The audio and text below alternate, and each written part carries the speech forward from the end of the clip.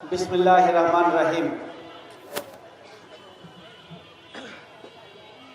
বাংলাদেশ জামাত ইসলামী ঢাকা মহানগরী দক্ষিণের এই অঞ্চলের ঢাকা ৭ আসনের ৫৬ এবং ৫৭ নম্বর ওয়ার্ডের জনগণের উদ্যোগে আয়োজিত আজকের এই গণমিছিল এবং গণমিছিলের পরবর্তী সংক্ষিপ্ত সমাবেশের সংগ্রামী সভাপতি, উপস্থিত আজকের আয়োজনের সম্মানিত বিশেষ অতিথি, আজকের আয়োজনের মধ্যমণি, ঢাকা ৭ আসনের জননন্দিত জননেতা, ঢাকা ৭ আসনের সর্বস্তরের জনগণের প্রিয় নেতা, বিশিষ্ট সমাজসেবক, আলেমে দ্বীন, পবিত্র কোরআনের সম্মানিত হাফেজে কোরআন, বিশিষ্ট ব্যবসায়ী, পুরান ঢাকা বাংলাদেশের ব্যবসায়ের কেন্দ্রবিন্দু এবং এখানকার দীর্ঘ ৫০ বছর ধরে যিনি ব্যবসায়ীদের নেতৃত্ব দিয়ে আসছেন, বিশিষ্ট ব্যাংকার, বিশিষ্ট সমাজসেবক, জনদরদী, গণমানুষের মণিকোঠা ইতিমধ্যে যিনি স্থান করে নিয়েছেন, সংগ্রামী জননেতা হাজী হাফেজ এনায়েতুল্লাহ, আমাদের মাঝে উপস্থিত আছেন বাংলাদেশ জামাত ইসলামীর কেন্দ্রীয় মজলিসের শুরার অন্যতম সদস্য, ঢাকা মহানগরী দক্ষিণের সংগ্রামী সহকারী সেক্রেটারি, ঢাকা ৬ আসনের বাংলাদেশ জামাত ইসলামী মনোনীত এমপি পদপ্রার্থী ডক্টর আব্দুল মান্নান, আমাদের মাঝে উপস্থিত আছেন কেন্দ্রীয় মজলিসের শুরার অন্যতম সদস্য, ঢাকা মহানগরী দক্ষিণের সংগ্রামী সহকারী সেক্রেটারি, ইসলামী ছাত্র শিবিরের সাবেক কার্যকরী পরিষদের অন্যতম সদস্য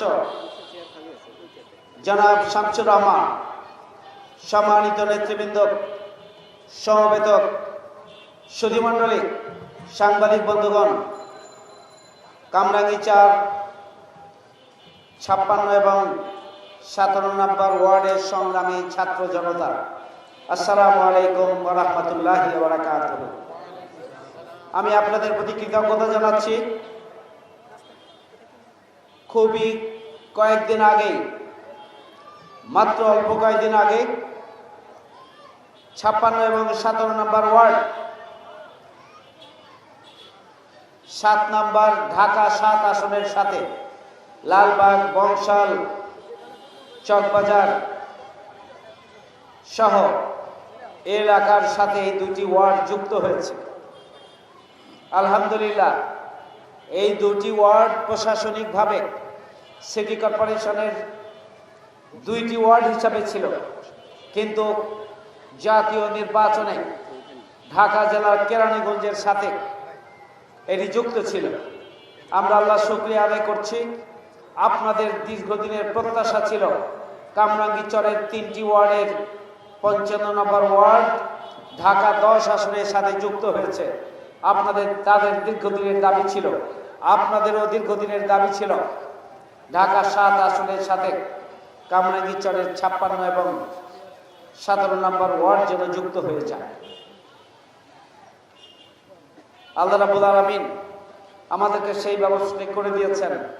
এই জন্য আল্লাহর প্রতি কৃতজ্ঞতা জানাচ্ছি এবং আপনাদেরও শুভেচ্ছা জানাচ্ছি যে দীর্ঘদিন পরে, লম্বা সময় ধরে আপনারা ইউনিয়ন পরিষদের সাথে ছিলেন, এরপরে আপনারা সিটি কর্পোরেশনের অন্তর্ভুক্ত হওয়ার পরে দীর্ঘদিন সংসদীয় আসন হিসাবে ঢাকা জেলার একটি আসনের অংশ হিসেবে আপনারা ছিলেন। আল্লাহর মেহেরবানি যে আপনারা এখন ঢাকা সিটি কর্পোরেশনের 7 নম্বর আসনের সাথে সংযুক্ত হয়েছেন। আলহামদুলিল্লাহ। কামরাঙ্গীরচর এলাকা একটি অবহেলিত জনপদ। এখানকার জীবনমান খুবই কষ্টদায়ক। এখানকার রাস্তা, জলাশয়, জলাবদ্ধতা, এখানে মশাবাহিত রোগ, পানিবাহিত রোগের পরিমাণ বেশি। এখানে স্বাস্থ্য সেবার ব্যাপক অনিশ্চয়তা রয়েছে। মানুষ প্রতিনিয়ত অসুস্থ হচ্ছেন। তাদের স্বাস্থ্য সেবা নিশ্চিত করার জন্য সিটি কর্পোরেশনও যেভাবে ভূমিকা রাখা উচিত তারা রাখেন না। এখানকার রোড ঘাটের অবস্থা বেহাল। এখানকার যে ড্রেন ব্যবস্থাপনা, এটা খুবই বিপর্যস্ত। এখানকার পরিষ্কার পরিচ্ছন্নতা অস্বাস্থ্যকর এবং সার্বিকভাবে অত্র এলাকায় পরিকল্পিত নগরায়নের যে একটা ব্যবস্থা থাকা দরকার ছিল সেটি নেই। খুবই অগোছলভাবে রাস্তাঘাট এবং বাড়িঘর, দোকানপাট ইত্যাদি নির্মাণ করা হয়েছে। যখন যারা ক্ষমতায় এসেছেন নিজেদের দলীয় স্বার্থ চরিতার্থ করার জন্য তারা বিপরীত পক্ষে যারা অবস্থান ছিল, ভিন্ন রাজনৈতিক দলের উপরে নিপীড়ন চালিয়েছেন, জুলুম চালিয়েছেন, অন্যায়ভাবে তাদের বাড়িঘর দোকানপাট ভাঙচুর করার ব্যবস্থা করেছেন এবং তাদেরকে দৌড়ের মধ্যে রাখার জন্য ব্যবস্থা করেছে। কামরাঙ্গীর চর এলাকার মানুষ,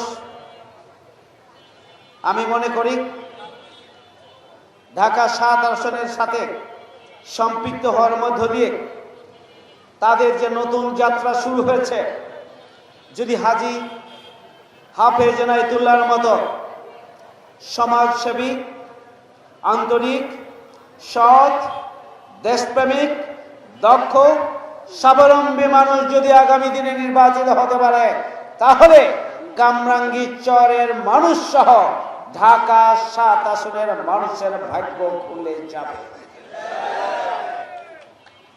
যারা রাজনীতি করেন, বাংলাদেশ জামাত ইসলামী রাজনীতি করে 18 কোটি মানুষের মুক্তির জন্য, দেশ এবং জাতির উন্নয়নের জন্য, দেশের স্বাধীনতার সার্বভৌমত্বের সংরক্ষণের জন্য, পৃথিবীর মানচিত্রে বাংলাদেশকে মাথা উঁচু করে দাঁড়ানোর একটা শক্তি হিসাবে বাংলাদেশকে গড়ে তোলার জন্যই বাংলাদেশ জামাত ইসলামী রাজনীতি করে। বাংলাদেশ জামাত ইসলামী তার প্রতিষ্ঠা লগ্ন থেকে সৎ, দক্ষ, দেশপ্রেমিক, নৈতিকতা সম্পন্ন, খোদা ভীরু নেতৃত্ব তৈরির মধ্য দিয়ে সুখী, সমৃদ্ধশালী, বসবাসযোগ্য মানবিক বাংলাদেশ প্রতিষ্ঠা করতে চায়। আপনারা জানেন, যদি হাজী এনায়েতুল্লাহ সাহেব যদি নির্বাচিত হন, উনার টাকার কোনো প্রয়োজন নেই। আল্লাহর রহমত, আল্লাহ উনাকে অনেক সম্পদের মালিক করেছেন। উনি যদি বসে সংসার চালানো 7 পুরুষ সংসার চলে যাবে, কোনো কিছু করতে হবে না, সেই ধরনের একটা সম্পদের মালিক আল্লাহ উনাকে করেছেন। উনি আপনাদের কাছে বলেছেন, জামাত ইসলামী উনাকে মনোনীত করেছেন। উনি আপনাদের সামনে এসেছেন আগামী দিনে আপনাদের ভাগ্যের পরিবর্তনের জন্য, নিজেদের ভাগ্যের পরিবর্তনের জন্য নয়, জামাত ইসলামীর কর্মীদের ভাগ্যের পরিবর্তনের জন্য নয়। তিনি ঢাকা ৭ আসনের জনগণের ভাগ্যের পরিবর্তনের জন্য জামাত ইসলামীর পক্ষ থেকে তিনি এখানে নির্বাচনে প্রার্থী হয়েছেন। আমি বলছিলাম, জামাত ইসলামীকে স্বাভাবিকভাবে কাজ করতে দেওয়া হয়নি। আমাদের নিবন্ধনকে কেড়ে নেওয়া হয়েছিল, জামাত ইসলামীকে নিষিদ্ধ করা হয়েছিল, জামাত ইসলামীর প্রতীক দাড়িপাল্লাকে কেড়ে নেওয়া হয়েছিল। দাড়িপাল্লাকে আমরা আবার ফিরে পেয়েছি। জামাত ইসলামীর প্রতীক কি? দাড়িপাল্লা। ন্যায় এবং ইনসাফের প্রতীক দাড়িপাল্লা। সত্য সুন্দরের প্রতীক, গণমানুষের প্রতীক। আগামী দিনে বাংলাদেশের 18 কোটি মানুষের আস্থার প্রতীক হচ্ছে দাড়িপাল্লা, ইনশাআল্লাহ। সংগ্রামী ভাইয়ের আমার, আমাদেরকে নিশ্চিহ্ন করার জন্য ষড়যন্ত্র করা হয়েছিল। আমাদের আমিরে জামাতকে ফাঁসি দেওয়া হয়েছে। আমাদের সেক্রেটারি জেনারেল সহ আমাদের নেতৃবৃন্দকে, 11 জন নেতৃবৃন্দকে ফাঁসি দিয়ে জেলখানার ভিতরে এবং বাইরে হত্যা করা হয়েছে। 20,000-এর অধিক মিথ্যা মামলা দিয়ে লক্ষ লক্ষ নেতা কর্মীকে ঘর ছাড়া বাড়ি ছাড়া করা হয়েছে। মানবেতর জীবন যাপন করেছেন বছরের পর বছর। জেলখানায় লক্ষ লক্ষ নেতা কর্মী বছরের পর বছর মানবেতর জীবন যাপন করেছেন। 5 শতাধিক নেতা কর্মীকে হত্যা করা হয়েছে নির্মম ভাবে। আমাদের কেন্দ্রীয় অফিস থেকে শুরু করে বাংলাদেশের প্রত্যন্ত অঞ্চলে একটা ইউনিয়নের ওয়ার্ড অফিস পর্যন্ত বন্ধ করে দেওয়া হয়েছে। আমাদেরকে মিছিল করতে দেওয়া হয়নি, আমাদেরকে গণতান্ত্রিক চর্চা করতে দেওয়া হয়নি, সমাবেশ করতে দেওয়া হয়নি, আমাদের মত প্রকাশ করার সুযোগ দেওয়া হয়নি, আমাদের সভা সমাবেশ করতে দেওয়া হয়নি। আমাদের উপরে জুলুম, নির্যাতন, নিপীড়নের স্টিম চালানো হয়েছে। আমাদের শীর্ষ নেতৃবৃন্দ পরিবারের সদস্যদেরকে গুম করা হয়েছে। জামায়াত ইসলামী বাংলাদেশের অফিসগুলোকে, বিভিন্ন স্থাপনাগুলোকে বাংলাদেশে দখল করে নেওয়া হয়েছিল। এভাবেই বাংলাদেশ জামায়াত ইসলামীকে নিশ্চিহ্ন করার জন্য চক্রান্ত ষড়যন্ত্র করা হয়েছে। সংগ্রামী ভাইয়ের আমার, কিন্তু আল্লাহর ফয়সালা, তারা আল্লাহর নূরকে তারা ফুৎকারে নিভিয়ে দিতে চায়, কিন্তু আল্লাহর ঘোষণা হচ্ছে যে আল্লাহ তার নূরকে প্রজ্বলিত রাখবেনি। বাংলাদেশ জামায়াত ইসলামী মানব রচিত মতবাদের ধ্বজাধারী কোনো সংগঠন নয়। বাংলাদেশ জামায়াত ইসলামী আল্লাহর দ্বীনকে আল্লাহর জমিনে প্রতিষ্ঠা করতে চায়। বাংলাদেশ জামায়াত ইসলামী 18 কোটি মানুষের মুক্তির জন্য একটি ইসলামী সমাজ প্রতিষ্ঠা করতে চায়, একটি কল্যাণ রাষ্ট্র প্রতিষ্ঠা করতে চায়, যে রাষ্ট্র প্রতিষ্ঠিত হলে চাঁদাবাজিদের ঠাঁই হবে না, যে রাষ্ট্রে দুর্নীতিবাজদের ঠাঁই হবে না, যে রাষ্ট্রে টেন্ডারবাজ, ছিনতাইকারী, চাঁদাবাজ, দখলদার, সন্ত্রাসী, খুনি, ধর্ষণকারীদের কোনো জায়গা হবে না, এমন একটা বাংলাদেশ জামায়াত ইসলামী গড়ে তুলতে চাই। সংগ্রামী ভাইয়ের আমার, আমরা এমন এক বাংলাদেশ গড়ে তুলতে চাই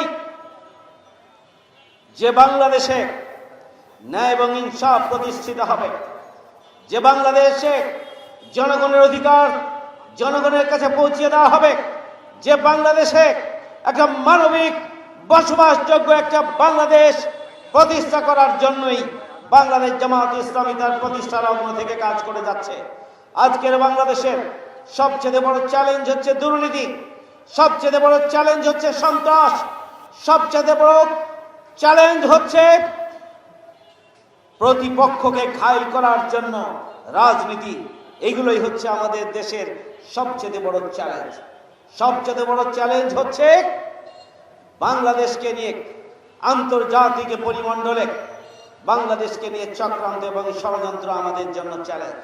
বাংলাদেশ জামায়াত ইসলামী আগামী দিনে সুখী, সমৃদ্ধশালী, বসবাসযোগ্য যে বাংলাদেশ প্রতিষ্ঠা করতে চাই, সেই বাংলাদেশ প্রতিষ্ঠার জন্য চ্যালেঞ্জগুলোকে চিহ্নিত করে করেই সেগুলোকে ওভারকাম করার জন্য, সেগুলোর মূলোৎপাটনের জন্য আমরা পদক্ষেপ গ্রহণ করব ইনশাআল্লাহ।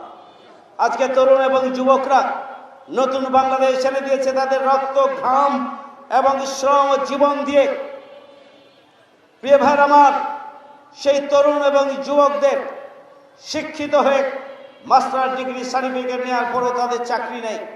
অশিক্ষিত যারা বেকার, তাদের কর্মসংস্থানের জন্য তাদের কোনো ট্রেনিং নেই, প্রশিক্ষণ নেই, তাদের নিয়ে সরকারের কোনো পরিকল্পনা নেই। তাদেরকে দেশের অর্থনীতির চালিকা শক্তি হিসাবে গড়ে তোলার জন্য সরকারের যে পদক্ষেপ গ্রহণ করা দরকার ছিল, সরকারের সেই পদক্ষেপগুলো ছিল না। যুব সমাজকে নৈতিক অবক্ষয়ের মাধ্যমে তাদের চরিত্র ধ্বংসের জন্য চেষ্টা করা হয়েছে। যুব সমাজকে রাজনৈতিক স্বার্থ উদ্ধারের হাতিয়ার হিসেবে কাজে লাগানো হয়েছে। যুব সমাজকে বিপদগামী করে নারী, অশ্লীলতা, বেহাপনা, মাদকের মধ্যে নিমজ্জিত করে যুব চরিত্রকে ধ্বংস করে বাংলাদেশকে ধ্বংসের অতল গহ্বরে নিয়ে যাওয়ার জন্য চক্রান্ত করা হয়েছিল। প্রিয় ভাইয়ের আমার, আজকের যুব সমাজ বুঝতে শিখেছে। আজকের যুব সমাজ আমাদেরকে নতুন বাংলাদেশ এনে দিয়েছে। সেই যুব সমাজ নিয়ে আগামী দিনে যদি আমরা নির্বাচিত হই, তাহলে আমরা যুব সমাজ নিয়ে যে পরিকল্পনা করব, তাতে সমস্ত যুবকদেরকে প্রশিক্ষণের আওতায় নিয়ে এসে তাদেরকে কর্মসংস্থান করে অর্থনৈতিক চাকাকে গতিশীল করার জন্য অন্যতম একটা চালিকা শক্তি হিসাবে তাদেরকে গড়ে তোলা হবে।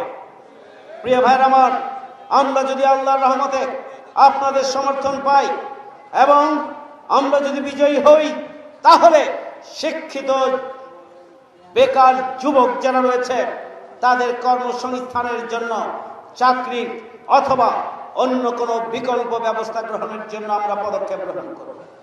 যদি আমরা আগামী দিনে নির্বাচিত হই, তাহলে নারী সমাজের উন্নয়নের জন্য আমরা পদক্ষেপ গ্রহণ করব, নারীদের নিরাপত্তার জন্য আমরা পদক্ষেপ গ্রহণ করব, নারীদের কাজের পরিবেশ, চাকরির পরিবেশ নিশ্চিত করার জন্য আমরা পদক্ষেপ গ্রহণ করব, নারীদের সুশিক্ষায় শিক্ষিত করে নারী নির্যাতন বন্ধ করে নারীদেরকে স্বাবলম্বী করার জন্য আমরা পদক্ষেপ গ্রহণ করব। নারীদের মর্যাদা সুরক্ষা ইসলাম যতটা করতে পারবে, পৃথিবীর কোন জীবন ব্যবস্থা, মানব রচিত কোন মতবাদ, কোন ধর্ম সেটি করতে পারবে না। আমরা নির্বাচিত হলে সেটি করবো ইনশাআল্লাহ। প্রিয় ভাইরা আমার, যদি আপনারা হাজী এনায়েতুল্লাহ সাহেবকে নির্বাচিত করেন, যদি বাংলাদেশ জামাত ইসলামের প্রতিনিধি নির্বাচিত হয়, আমরা পরিষ্কার করে বলতে চাই, আমরা ভিন্ন ধর্মাবলম্বী যারা রয়েছেন তারা তাদের ধর্ম চর্চার সুযোগ পাবেন, তারা তাদের নিরাপত্তা পাবেন, তারা ধর্ম পালনের জন্য তাদের যে রাষ্ট্রীয় নাগরিক হিসাবে অধিকার রয়েছে সেই অধিকার তারা পাবেন। একজন নাগরিক হিসাবে আমার যে অধিকার থাকবে, একজন নাগরিক হিসাবে ভিন্ন ধর্মাবলম্বী যারা তাদেরও প্রতিটি নাগরিকের সেই সাংবিধানিক অধিকার থাকবে। প্রিয় ভাইরা আমার, শুধু তাই নয়, রাষ্ট্র ভিন্ন ধর্মাবলম্বীদের ধর্মীয় অনুষ্ঠানাদি পালনের জন্য সহযোগিতা করবেন। ভিন্ন ধর্মাবলম্বী যারা রয়েছেন তাদের সুরক্ষা এবং নিরাপত্তা বাংলাদেশ জামাত ইসলামী সবসময় অগ্রাধিকার বিবেচনা করে থাকে। আপনারা জানেন, 5ই আগস্টের গণঅভ্যুত্থানের পরে আমরা ঢাকেশ্বরী মন্দিরে গিয়েছি, আমরা জাতীয় ভিন্ন ধর্মাবলম্বী নেতৃবৃন্দের সাথে আমরা মত বিনিময় করেছি, তাদেরকে আশ্বস্ত করেছি, আমরা তাদের পাশে থাকার ঘোষণা দিয়েছি। আমরা বিগত দিনের যে পূজা ছিল সেই পূজায় পাহারাদারির ব্যবস্থা করেছি। 5ই আগস্টের গণঅভ্যুত্থানের পরে আমরা তাদের সাথে তাদের পূজা এবং বিভিন্ন স্থাপনাগুলোতে, ধর্মীয় প্রতিষ্ঠানগুলোতে আমরা পাহারাদার ব্যবস্থা করেছিলাম। আগামী দিনে যে পূজা আসছে, ভিন্ন ধর্মাবলম্বী নেতৃবৃন্দ যদি অনুভব করেন তাদের নিরাপত্তার জন্য আমাদের পাশে থাকার প্রয়োজন, আমরা আজকে এই ঘোষণা দিচ্ছি, স্থানীয় নেতৃবৃন্দের সাথে আপনারা যোগাযোগ করবেন, আইন শৃঙ্খলা রক্ষা বাহিনীর সাথে আপনারা যোগাযোগ করবেন। আমাদের নেতৃবৃন্দ যারা রয়েছে আপনাদের পাশে থাকবে, প্রয়োজনে পাহারাদারির ব্যবস্থা করবে এবং আপনাদের সার্বিকভাবে পূজা ব্যবস্থাপনাকে, উৎসবকে সুন্দরভাবে বাস্তবায়নের জন্য আপনাদের পাশে থেকে আপনাদের ভাইয়ের মতোই ভূমিকা পালন করবে ইনশাআল্লাহ। ভিন্ন ধর্মাবলম্বী নেতৃবৃন্দ যারা আছেন, আপনারা শুনেছেন আমাদের আমিরে জামাত বলেছেন, সংখ্যালঘু এবং সংখ্যাগুরু এতে আমি বিশ্বাস করি না।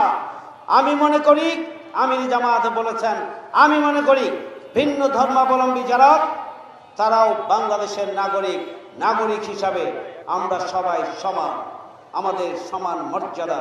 সুতরাং এখানে সংখ্যালঘু এবং সংখ্যাগুরু বিবেচনা করার কোনো প্রয়োজন নেই। আমাদের আমিরে জামাত বলেছেন, যদি মসজিদ পাহারা দিতে না হয় তাহলে মন্দির কেন পাহারা দিতে হবে? আমরা সরকারের কাছে বলতে চাই, মসজিদ তো উন্মুক্ত থাকে, পাহারা দেওয়ার প্রয়োজন হয় না, তাহলে মন্দির কেন পাহারা দিতে হবে? আগামী যে পূজা আসছে, আইন শৃঙ্খলা বাহিনী, রাষ্ট্রের দায়িত্ব রয়েছে পূজাগুলোতে নিরাপত্তার জন্য সার্বিক ব্যবস্থা করে, যাতে করে তারা নির্বিঘ্নে পূজা উৎসব পালন করে সেই ব্যবস্থা করে দেওয়া। সংগ্রামী ভাইয়ের আমার, ইতিমধ্যে আজান শুরু হয়ে গিয়েছে। আমি আমার বক্তব্য এই বলে শেষ করতে চাই যে আসুন 5ই আগস্টের গণঅভ্যুত্থানের মাধ্যমে যে নতুন বাংলাদেশ আমরা পেয়েছি, সেই নতুন বাংলাদেশে আমরা দুর্নীতিমুক্ত, সন্ত্রাসমুক্ত, চাঁদাবাজ মুক্ত আমরা একটি বসবাসযোগ্য একটা বাংলাদেশ চাই। সেই বাংলাদেশ প্রতিষ্ঠার জন্য আপনারা সবাইকে দেখেছেন, আপনারা আওয়ামী লীগ দেখেছেন, বিএনপি দেখেছেন, জাতীয় পার্টি দেখেছেন। আসুন না একবার আপনারা জামাত ইসলামীকে দেখুন। আসুন আপনারা জামাত ইসলামের দাঁড়িপাল্লার পক্ষে আপনাদের সমর্থন দিন। আসুন আমরা সবাই মিলে যে নতুন বাংলাদেশ প্রতিষ্ঠার স্বপ্ন দেখি, সেই স্বপ্ন বাস্তবায়নে আমরা এনায়েতুল্লাহ ভাইয়ের হাত ধরে আমরা সামনের দিকে এগিয়ে যাই। আসুন নতুন বাংলাদেশ বিনির্মাণের জন্য যত চ্যালেঞ্জ আসবে সবগুলোকে ওভারকাম করার জন্য আমরা ঐক্যবদ্ধভাবে ভূমিকা পালন করব। আইন শৃঙ্খলা বাহিনী, যারা থানা প্রশাসন রয়েছেন, পুলিশ প্রশাসন রয়েছেন, আমরা অনুরোধ করব প্রত্যেক দল তাদের নিজ নিজ রাজনৈতিক কার্যক্রম পরিচালনা করবেন। দাঁড়িপাল্লার পক্ষে সমর্থনের জন্য আমার জনশক্তির ওপরে, জনগণের ওপরে কোনো ধরনের নিপীড়নের কোনো সংবাদ যেন আমাদের কানে না আসে। আপনি নিরপেক্ষভাবে ভূমিকা পালন করবেন। আপনি একটা লেভেল প্লেইং ফিল্ড আপনার এলাকায় নিশ্চিত করার জন্য আপনি পদক্ষেপ গ্রহণ করবেন, সেই প্রত্যাশা আমরা করি। আর আমরা কোনো সন্ত্রাস, চাঁদাবাজি এবং টেন্ডারবাজের হোতা যারা অতীতে যারা এগুলো করেছেন, ভবিষ্যতে যারা স্বপ্ন দেখছেন, তাদেরকে অনুরোধ জানাতে চাই এগুলো ভুলে যান, এগুলো ভুলে যান। বাংলাদেশ জামাত ইসলামী জনগণের পাশে আছে। আমরা কোনো সন্ত্রাসী এবং চাঁদাবাজিকে সন্ত্রাস এবং চাঁদাবাজি করার কোনো সুযোগ দেব না, ইনশাআল্লাহ। সংগ্রামী ভাইয়ের আমার, আগামী দিনে আমরা চাই জুলাই সনদের আইনগত ভিত্তি, সাংবিধানিক ভিত্তি দিতে হবে। আমরা পিআর পদ্ধতির মাধ্যমে আমরা নির্বাচন চাই। আমরা আগামী দিনে আমরা সংস্কারের পাশাপাশি আমরা খুনি এবং সন্ত্রাসীদের আমরা বিচার চাই। আমরা লেভেল প্লেইং ফিল্ড চাই।